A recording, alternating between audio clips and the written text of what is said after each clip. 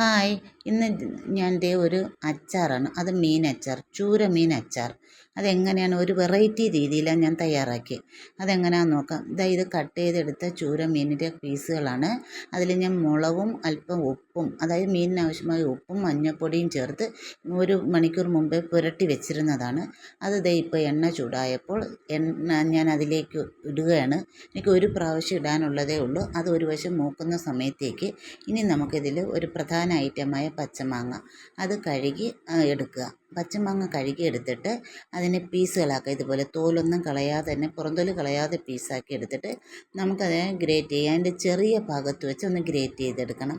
മാങ്ങ തീരെ ചെറുതായിട്ട് തന്നെ ഗ്രേറ്റ് ചെയ്യണം, എന്നാലേ നമുക്കിത് ശരിയാകത്തുള്ളൂ. അതിന് വേണ്ടിയിട്ടാണ് ഇതേപോലെ പൊടി പൊടിയായി ഗ്രേറ്റ് ചെയ്തെടുത്തിട്ട് ഞാൻ അതിൽ നിന്ന് കുറച്ച് ഒരു ബൗളിലേക്ക് മാറ്റി. അതെന്തിനാണെന്ന് ഞാൻ പറയാം. അപ്പോഴത്തേക്ക് നോക്കൂ, നമ്മുടെ മീൻ ഒരു വശം നന്നായി മൂത്ത് വന്നു. നമുക്കപ്പോൾ ഇതിനെ ഒന്ന് മറിച്ചിട്ട് കൊടുക്കാം. എല്ലാം നന്നായിട്ട് മറിച്ചിട്ടുണ്ട്. മറുവശവും കൂടെ മൂക്കാനുള്ള സമയത്തേക്ക് മൂത്ത് വരണം. അപ്പോൾ പ്രധാനമായിട്ട് ശ്രദ്ധിക്കേണ്ടത് നമ്മുടെ ഫ്ലെയിം ലോയിലിട്ട് മൂപ്പിച്ചെടുക്കുന്നതാണ് നല്ലത്. നമ്മളങ്ങോട്ട് മാറ്റി വെച്ച മാങ്ങയില്ലേ കുറച്ച്, അതിൽ അല്പം ഉപ്പും ഒരല്പം മുളക് പൊടി, ഒരല്പം വെളിച്ചെണ്ണ ഒഴിച്ചൊന്ന് വിരവിയെടുത്താൽ നമുക്ക് ഈ മീൻ ഫ്രൈ റെഡിയാക്കുന്നതിൻ്റെ ഇടയിൽ കഴിക്കാം. കാരണം ഞാനിത് മാങ്ങ അരിഞ്ഞെടുത്തപ്പോഴേ എനിക്ക് വായിൽ കപ്പലോടുകയായിരുന്നു. അപ്പോഴേ ഇത് കഴിക്കാൻ തോന്നിയതാണ്. അപ്പോൾ ഞാനിത് ഇത്തിരീച്ച് കഴിച്ചുകൊണ്ട് നിന്ന് അത് ചെയ്യാനായിട്ട് എടുത്ത് മാറ്റി വെച്ചതാണ്. അത് നല്ല ടേസ്റ്റ്. നമ്മൾ ചെയ്യുന്ന ജോലി പോലും അറിയില്ല. പച്ചമാങ്ങ മുളകിട്ടുണ്ട് നമ്മൾ എവിടെയായാലും കഴിക്കും. ഇതേ നോക്കൂ, നമ്മുടെ മീൻ മൂത്ത് വന്നു. അപ്പോഴേക്കും നമുക്ക് ആ മൂത്ത മീനിനെ കോരി അങ്ങോട്ട് മാറ്റി വയ്ക്കാം. ഒറ്റ ട്രിപ്പായിട്ടോ 2 ട്രിപ്പായിട്ടോ ഉള്ളതനുസരിച്ച് നമുക്ക് വറുത്ത് കോരാം.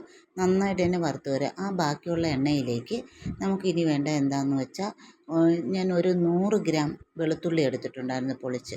ആ പൊളിച്ചെടുത്ത 100 ഗ്രാം വെളുത്തുള്ളി അതിലേക്ക് ചേർത്ത് അത് നന്നായിട്ട് മൂപ്പിക്കണം. അതായത് ഡാർക്ക് കളർ വരാതെ പച്ച മണം എല്ലാം മാറി അതിൻ്റെ അകമൊക്കെ നന്നായിട്ട് മൂത്ത് വരുന്നത് നമുക്കറിയാം. ആ പരുവമാകുമ്പോൾ ഇതേപോലെ വരുമ്പോൾ അതും കൂടെ വറുത്ത് കോരി ആ മീനിലേക്കിടാം.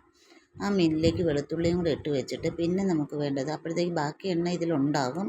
ആ എണ്ണയിലേക്ക് തന്നെ നമുക്ക് ചെയ്യേണ്ടത് എന്താണെന്ന് വെച്ചാൽ, ഈ വെളുത്തുള്ളിയും മീനും ഒരുമിച്ച് മൂക്കാത്തതാണ്. ആ എണ്ണയിലേക്ക് നമുക്ക് ഗ്രേറ്റ് ചെയ്ത് വെച്ച പച്ചമാങ്ങ ഇട്ട് കൊടുക്കാം. പച്ചമാങ്ങ ഇടുമ്പോഴുള്ള ഒരു നമുക്ക് തോന്നും എണ്ണ കുറഞ്ഞു പോയി, എല്ലാ എണ്ണയും തീർന്നെന്ന്. മാങ്ങ ഇട്ട ഉടനെ ആകുമ്പോൾ ആ എണ്ണ മുഴുവൻ വലിച്ചെടുക്കും. പക്ഷേ ആ മാങ്ങ മൂത്ത് വരുമ്പോൾ ഇതേപോലെ എണ്ണ വീണ്ടും തെളിഞ്ഞു വരും. നന്നായിട്ട് എണ്ണ തെളിഞ്ഞു വരുന്ന സമയത്തേക്ക് നമുക്ക് കുറച്ച് ചതച്ച ഇഞ്ചി അതിലേക്ക് ഇട്ട് കൊടുത്ത് ആ ഇഞ്ചിയും കൂടെ നന്നായിട്ട് മൂപ്പിക്കണം. ഇഞ്ചിയും നന്നായിട്ട് മൂത്ത് വരുമ്പോൾ കുറച്ച് കറിവേപ്പില, അപ്പോൾ കുറച്ച് കൂടുതലിരുന്നോട്ടെ, നന്നായിരിക്കും. അതും കൂടെ ഇട്ടിട്ട് കറിവേപ്പില കൈകൊണ്ട് പൊട്ടുമ്പോൾ പൊടിഞ്ഞു വരുന്ന സമയം ആവും. ആ സമയം വരെ മൂപ്പിച്ചിട്ട് മസാലയായി മഞ്ഞൾപ്പൊടി, എരിവിന് ആവശ്യമായ മുളക് പൊടിയും അല്പം ഉലുവാപ്പൊടിയും ഒരു 1/2 സ്പൂൺ ഈ മസാലകളെല്ലാം നന്നായിട്ട് മൂത്ത് വരണം. ആ മൂത്ത് വരുന്ന സമയം വരെ നമുക്കതൊന്ന് ഇളക്കി കൊടുക്കാം. ആ പച്ച മണം മാറി വരണം. പച്ച മണം നന്നായിട്ട് മാറി വരുമ്പോൾ നമുക്കറിയാൻ പറ്റും. ആ സമയത്തേക്ക് നമുക്കിതിലേക്ക് വേണ്ട ഒരു 1/2 ഗ്ലാസ് വെള്ളം നമ്മൾ ചൂടാക്കി വെച്ചിരിക്കണം. 1/2 ഗ്ലാസ് വെള്ളം മാറ്റി അതിന് മുമ്പ് വെച്ചേക്കുക. പിന്നെ ആദ്യം ഇപ്പം ഞാൻ ചേർക്കുന്നത് വിനാഗിരിയാണ്. ഒരു 2 സ്പൂൺ, അതായത് ചെറിയ സ്പൂണിന് 2 സ്പൂൺ വിനാഗിരിയും ചേർത്തിട്ട് അതിലേക്ക് പിന്നെ നമ്മൾ ചൂടാക്കി വെച്ച വെള്ളത്തിൽ നിന്ന് ഞാൻ ആദ്യം കുറച്ച് വെള്ളം ഒഴിച്ചു. ആ ഗ്രേവി ഒന്ന് റെഡിയായി വരാനായിട്ടാണ്. ആ ഗ്രേവി ഈ വെള്ളവുമായി മിക്സായി വരുമ്പോൾ അതങ്ങ് ഡ്രൈ ആവും. ആ സമയത്തേക്ക് ഞാൻ പോരാത്ത ഉപ്പും കൂടെ ചേർത്ത് കൊടുത്തു. മീനിലുള്ള ഉപ്പ് മാത്രമല്ലേ ഇട്ടിട്ടുള്ളൂ, മസാലയ്ക്കുള്ള ഉപ്പ് വേണമല്ലോ. അതിട്ടിട്ട് ബാക്കിയുള്ള വെള്ളവും കൂടെ ചേർത്ത് ഗ്രേവി ഒന്ന് കുറുക്കുക.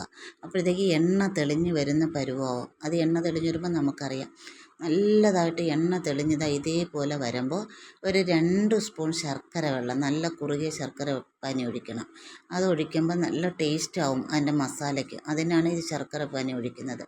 അതും കൂടെ ഒഴിച്ച് ആ മസാലയെ നന്നായിട്ട് കുറുക്കിയെടുത്തിട്ട് നമ്മൾ വറുത്ത് കോരി വെച്ചിരിക്കുന്ന മീനും വെളുത്തുള്ളിയും കൂടെ ഇതിലേക്ക് തട്ടിക്കൊടുക്കാം. അതും കൂടെ തട്ടിക്കൊടുത്ത് ഈ മസാലയായിട്ട് പിടിക്കാനായിട്ട് നന്നായിട്ട് ഇളക്കി ആ ഫ്ലെയിമിൽ തന്നെ, ലോ ഫ്ലെയിമാണ് ഇപ്പോഴൊക്കെ കിടക്കുന്നത്, ഫ്ലെയിം മാറ്റരുത്. ഒരു മിനിറ്റ് ഇതുപോലെ നിട്ടിട്ട് നമുക്ക് ഫ്ലെയിം ഓഫാക്കാം. ഓഫാക്കി എടുത്തിട്ട് തണുക്കാൻ അനുവദിച്ച് നമുക്ക് കുപ്പിയിലിട്ട് വയ്ക്കാവുന്നതാണ്. സാധാരണ ഏതെല്ലാം ടൈപ്പ് അച്ചാറുകൾ നമ്മൾ ചെയ്തിട്ടുണ്ട്.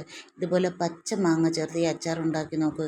ഇതുവരെ ചെയ്തിട്ടുള്ളതിൽ വെച്ച് വളരെ സൂപ്പർ ടേസ്റ്റിയായ അച്ചാറാണ്. ഇത് എത്ര കഴിച്ചാലും നമുക്ക് മതിയാകില്ല. നമുക്ക് പുറത്തുനാടുകളിൽ പോണവർക്ക് കൊടുത്തു വിടാനൊക്കെ ഇത് വളരെ നല്ലതാണ്.